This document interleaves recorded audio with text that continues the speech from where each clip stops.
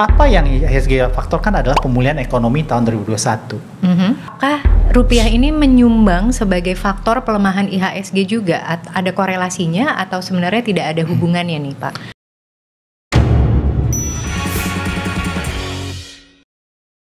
Halo, selamat datang kembali di Superstock Mirai Aset Sekuritas Indonesia bersama saya Alia Natasha. Di edisi Market Outlook hari ini kita akan ditemani oleh Bapak Haryanto Wijaya selaku Head of Research dari Mirai Aset Sekuritas Indonesia. Halo Pak Haryanto, welcome back. Halo Alia. Di edisi kali ini kita akan membahas market outlook nih Pak, terkait IHSG yang belakangan ini menunjukkan pelemahan dan kira-kira potensi kedepannya nih seperti apa. Sebenarnya apa sih faktor penyebab dan kendala IHSG untuk bisa perform? Oke, mungkin kalau kita ngelihat emang menurut kita melemahnya IHSG belakangan ini itu cukup sehat ya. Karena kalau kita ngelihat IHSG udah dari bottom sampai saat ini udah naik sekitar 33%. Oke. Jadi biasa emang menurut kita ini adalah healthy corrections. Karena IHSG adalah leading indicator di mana memfaktorkan hal-hal yang akan terjadi masa depan. Forward looking, bukan backward looking, bukan ngelihat angka-angka historical. Apa yang IHSG faktorkan adalah pemulihan ekonomi tahun 2021. Salah satu key driver pemulihan ekonomi nasional tahun 2021 adalah seberapa banyak COVID-19 imunisasi di Indonesia. Dalam hal ini berapa banyak sih penduduk Indonesia yang akan divaksinasi? Vaksin ya, dengan vaksin COVID-19 setelah rilis ya Pak ya. Itu yang pertama. Sehingga jadi kapasitas ekonomi kita bisa running at kapasitas pre-COVID-19 sehingga menyerap tenaga kerja. Jadi di angka bisa kembali normal aktivitasnya sehingga penyerapan tenaga kerja yang terakhir-terakhir ini banyak layoff bisa kembali lagi ya Pak ya. Iya. Yang kedua adalah kita ngelihat seberapa cepat sih pemulihan berkelanjutan demand side ekonomi kita. Kalau kita ngelihat emang udah bottom di bulan Juni waktu opening ekonomi kita, reopening ekonomi kita. Ke depan kita ngelihat di Juli udah ada terjadi uptick untuk pertama kali. Ke depan kita ngelihat ini akan berkelanjutan. Nah, yang harus kita perhatikan adalah seberapa sustain recovery daripada demand side ekonomi kita. Dan kita juga lihat nih ya, setelah IHSG melemah, ternyata rupiah ini juga ikut melemah nih ya Pak. Nah, apakah rupiah ini menyumbang sebagai faktor pelemahan IHSG juga? Ada korelasinya atau sebenarnya tidak ada hubungannya nih Pak? Ya, rupiah melemah, jadi itu membuat foreign investor juga takut. Sehingga kalau kita ngelihat foreign investor kembali masif melakukan net sell untuk saham Indonesia. Rencana revisi Undang-Undang Bank Indonesia ini sekarang lagi dibahas di DPR. Itu membuat banyak pihak takut akan Bank Indonesia kehilangan independensi, sehingga membuat rupiah under pressure. Kita ngelihat bahwa sejak pertama kali rancangan undang-undang itu dikeluarkan di publik, membuat rupiah langsung tiba-tiba melemah di regions. Jadi sebenarnya malah dari internal factor country side ini ya Pak ya, yang turut mendorong pelemahan nilai rupiah ya. Tapi di samping pelemahan rupiah ini ada nggak sih pihak-pihak yang bisa mendapatkan keuntungan dari pelemahan rupiah tersebut? Tentu dari sisi negatif tentu ada sisi positif. Dalam hal ini sisi positif adalah perusahaan-perusahaan yang mempunyai pendapatan dalam US dollars atau US dollar earners. Salah satunya adalah perusahaan-perusahaan komoditas. Kalau kita ngelihat bahwa perusahaan komoditas di mana pendapatannya dipatok biasanya dalam US dollars, itu akan mendapatkan pendapatan yang lebih tinggi seiring dengan pelemahan rupiah. Nah, tadi kita mau ngomongin pelemahan IHSG dan pelemahan rupiah. Tapi di samping kedua pelemahan itu, harga emas ini terus meningkat naik di tengah penyebaran virus corona yang juga meningkat. Nah, emas memang melonjak tajam karena sebagai komoditas safe haven. Tapi sebenarnya apa nih Pak yang ikut mendorong kenaikan harga-harga komoditas lainnya seperti CPO, timah? Ada faktor apa nih Pak? Secara garis besar, harga komoditas dalam hal ini adalah harga komoditas metal seperti timah atau mungkin nikel itu diuntungkan karena dua faktor. Pertama adalah pulihnya aktivitas manufacturing China. Seperti kita ngelihat ini terrefleksikan dalam Caixin China Manufacturing PMI, di mana di bulan Agustus loncat ke 53.1 itu melebihi angka konsensus. Okay. Itu menunjukkan bahwa output sama new orders itu naik lebih tinggi dengan kecepatan yang lebih tinggi sejak tahun 2011. Oh, jadi dalam 9 tahun ini jump leap yang tinggi banget ya Pak ya? Iya. Oke. Yang kedua, kita ngelihat bahwa US dollar juga trennya melemah terhadap mata uang negara besar lainnya. Dimana kalau kita ngelihat biasanya harga komoditas mempunyai hubungan korelasi terbalik atau inverse correlation dengan harga pergerakan komoditas. Dengan tren US dollar yang melemah, kita ngelihat ini menguntungkan untuk perusahaan komoditas. I see. Dan untuk kalau kita ngelihat untuk spesifik, misalnya harga nikel, kenapa sih harga nikel naik?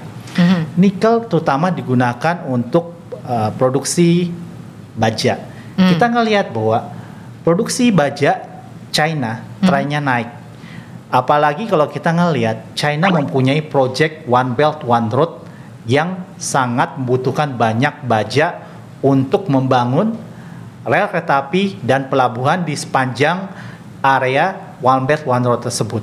Jadi kita ngelihat tren kenaikan harga nikel ini akan sustain ke depannya. Mengenai kenaikan harga timah, kenapa harga timah naik? Karena kalau kita ngelihat aktivitas import refined tin China itu meningkat signifikan belakangan ini. Karena aktivitas manufacturing China juga meningkat. Mengenai kenapa harga CPO naik? Harga CPO naik ada beberapa faktor. Yang pertama adalah dampak time lag impact daripada efek La Nina tahun kemarin membuat produksi CPO tahun ini relatively terbatas.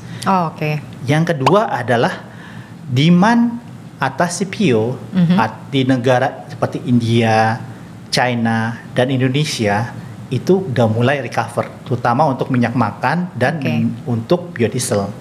Yang ketiga adalah kita ngelihat harga soy oil itu rally. Kenapa ya harga soy oil rally? Karena ada Badan Meteorologi Australia sekarang mulai memprediksi probability keterjadian La Nina itu dengan keterjadian 70%. Biasanya kalau La Nina terjadi, harga minyak makan seperti soy oil dan CPO akan rally. Jadi sebenarnya banyak nih ya Pak ya katalis positif yang mendorong harga-harga komoditas nih terus bergerak naik. Dan setelah beberapa bulan pandemi ini menimpa Indonesia, bagaimana dengan faktor stimulus dari pemerintah nih Pak? Bagaimana realisasi dan respon di masyarakat? Kalau kita ngelihat Pak Jokowi untuk pertama kalinya sangat marah waktu implementasi penyaluran program pemulihan ekonomi nasional itu sangat rendah, itu 10% di bulan Juni. Sejak itu Pak Jokowi memonitor secara ketat penyaluran program ekonomi nasional, dan kalau kita ngeliat emang progres udah mulai ada improving. Saya kita ngeliat ya di bulan Juni penyaluran hanya 10%. Di bulan Agustus udah kembali naik ke 25%. Saya percaya bahwa ke depan dengan monitor yang ketat dari Pak Jokowi, penyaluran ini akan kembali mengimprove ke depannya. IHSG ini pelemahannya juga didorong oleh sektor perbankan yang kian melemah nih. Bagaimana sih Pak kira-kira proyeksi sektor perbankan di bulan September ini? Iya, kalau kita ngelihat perbankan dalam 5 bulan terakhir ya, di bulan Mei, Juni, Juli, Agustus itu udah positif. Jadi kalau kita ngelihat di September ini sepertinya menurut perkiraan kita kinerja sektor perbankan akan di bawah kinerja IHSG. Karena kalau kenapa kinerja perbankan menurut kita akan under pressure karena COVID-19 case di Indonesia berkepanjangan. Sehingga kita ngelihat likely IHSG akan outperform perbankan di bulan September karena let's say kita ngelihat foreign banyak outflow daripada sektor perbankan. Sebenarnya faktor apa nih Pak yang menyebabkan net sell foreign tersebut? Kalau kita ngelihat ya, mungkin dari segi perspektif foreign investors, foreign investor punya options instrumen investasi yang banyak. Mereka tidak harus invest di Indonesia. Kenapa mereka outflow daripada saham Indonesia? Karena mereka melihat bahwa ekspektasi pemulihan ekonomi Indonesia adalah U-shape, nggak langsung V-shape, sehingga mereka saat ini prefer untuk outflow daripada saham Indonesia. I see. boleh diinfokan nggak sih kira-kira saham mana aja nih yang layak untuk dipertimbangkan dalam jangka waktu dekat ini? Oke, secara garis besar kita suka 3 sektor. Oke. Yang pertama adalah consumer goods. Oke. Yang kedua apa Pak? Yang kedua adalah semen. Yang ketiga adalah sektor komoditas seperti CPO, timah, nikel, sama emas. Oke. Nah, coba kita bahas satu persatu nih ya Pak. Kalau untuk consumer goods sendiri, faktor pertimbangan apa sih yang menjadikan mereka layak untuk dimasukkan ke dalam watch list? Oke, consumer goods kita suka langsung spesifik sahamnya ya. Seperti kita suka NDF, kita suka XCBP. Karena kita ngelihat perpaduan antara stimulus fiskal daripada government seperti subsidi gaji yang 600.000 per bulan, dan work from home membuat staple foods dalam hal ini seperti instant noodles itu akan ada improvement di demand. Yang kedua kita ngelihat bahwa akuisisi Pine Hill emang valuasinya cukup mahal ya, nilai valuasi pada Pine Hill tersebut. Tapi kita ngelihat bahwa akuisisi itu adalah accretive acquisitions, di mana akan meningkatkan EPS atau laba per lembar saham daripada ICBP sama INDF. Nah, itu consumer goods. Tadi sektor yang kedua adalah semen nih Pak. Kenapa nih Pak semen? Untuk semen kita suka saham SMGR karena kita ngelihat bahwa SMGR adalah counter yang bisa kita gunakan untuk memonetize recovery infrastructure budget tahun 2021 sama recovery permintaan atas properti tahun 2021. Dan yang terakhir ini adalah darling sektor yang sekarang nih Pak, sektor komoditas. Faktor-faktor apa sih yang menjadikan mereka ini layak untuk dipertimbangkan? Kalau komoditas spesifik langsung misalnya CPO, kita suka karena harga CPO kita ngelihat trennya masih tetap naik. Sehingga itu akan membuat harga saham yang CPO related dalam hal ini adalah Astra Agro sama London Sumatera akan diuntungkan. Kayak CPO gitu, di samping kenaikan harga CPO, pelemahan rupiah juga akan menguntungkan dua saham ini. Jadi ada dua hal ya untuk CPO tersebut. Untuk timah, kenapa kita suka timah? Karena tadi again saya cerita bahwa harga timah trennya naik, dan yang kedua juga perusahaan komoditas dalam hal ini perusahaan timah TBK akan diuntungkan juga dengan pelemahan rupiah. Dan untuk harga nikel yang trennya positif, kita percaya ke depan akan makin positif karena kenaikan demand atas harga atas baja yang membuat harga baja dan related products dalam hal ini adalah nikel itu trennya akan naik. Itu akan positif untuk perusahaan seperti Inco. Dan terakhir adalah perusahaan komoditas dalam hal ini adalah emas. Kenapa kita suka tambang emas? Karena kita ngelihat harga emas trennya masih uptrend untuk medium terms. Dan samping itu dengan rupiah yang cenderung weak, kita ngelihat juga beneficiary mereka. Boleh disebut nggak nih Pak, saham apa nih kalau untuk emas? Untuk emas, kita terutama suka saham Unit Tractors. Karena dari segi valuasi, Unit Tractors ditradingkan saat ini masih di PE 10 kali. Masih jauh lebih murah dibandingkan peersnya, perusahaan tambang emas lainnya yang ditradingkan rata-rata di PE 2021 sebesar 20 kali. Nah, jadi UNTR itu masih diperdagangkan dengan valuasi PE yang masih murah dibandingkan kompetitornya ya Pak ya?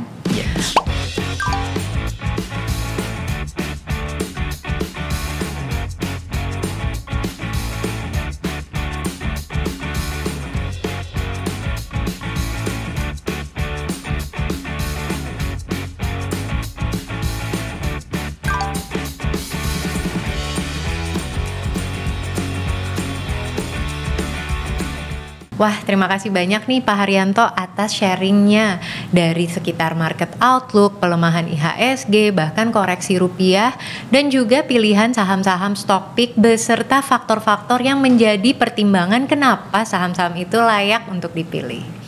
Semoga informasi tadi dapat membantu teman-teman untuk memilih saham-saham pilihan yang layak diinvestasikan ataupun ditradingkan. Saya Alia Natasha beserta Haryanto Wijaya. Kami pamit dulu, sampai jumpa di Superstock selanjutnya. Happy cuan. Happy cuan.